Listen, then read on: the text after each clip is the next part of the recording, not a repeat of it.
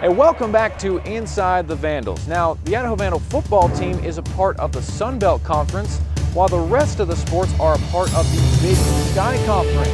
Nathan Roman took a look at this unique situation. The Vandals opened up the Sun Belt Conference last week against Louisiana Monroe after playing 9 years in the Western Athletic Conference and 1 year as an independent. It's one of the best teams in the conference for the last 4 or 5 years. So we need to feel, we're not far off, but we're not there yet. 5 years ago, the WAC was a thriving conference, still riding high on Boise State's success. But when BSU left for the Mountain West, other teams started jumping ship. Idaho decided to become independent and waited for a conference to accept them. The Sun Belt invited Idaho and New Mexico to join this year as football-only participants.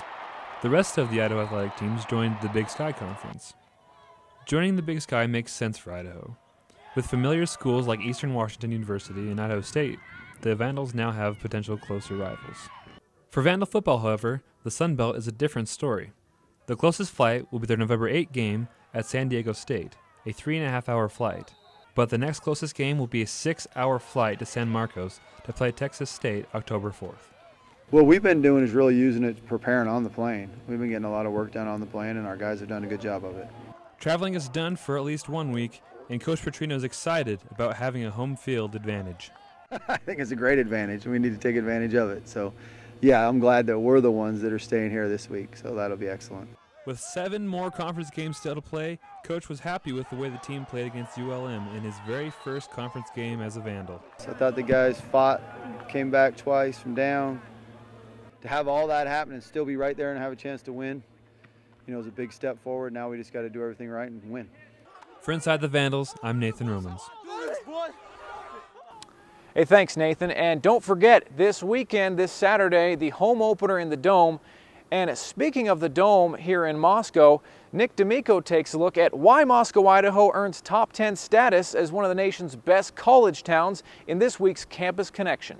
Have you ever wondered what it's like to live in one of the best college towns in the nation?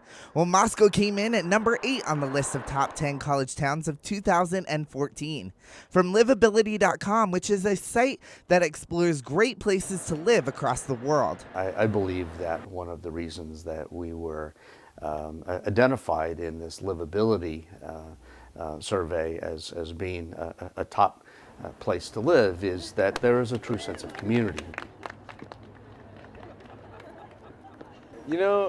I instantly fell in love, especially riding my bike around here in the Palouse itself, the rolling hills, all intertwined with the college itself is just awesome. My favorite thing about Moscow is being able to meet so many friendly people everywhere you go. It isn't just the people that has these Moscowites cheering on their community. It is the great food, fantastic nightlife, and beautiful scenery surrounding this flagship university.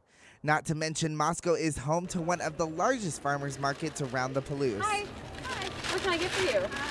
I enjoy Main Street. I enjoy the coffee shops, the bookstores. I enjoy that meeting place between the university and the community because it seems like that's common ground. But it's also just a very comfortable place to go have a cup of coffee and feel like you're part of a very special place. With Inside the Vandals, I'm Nick Dimico.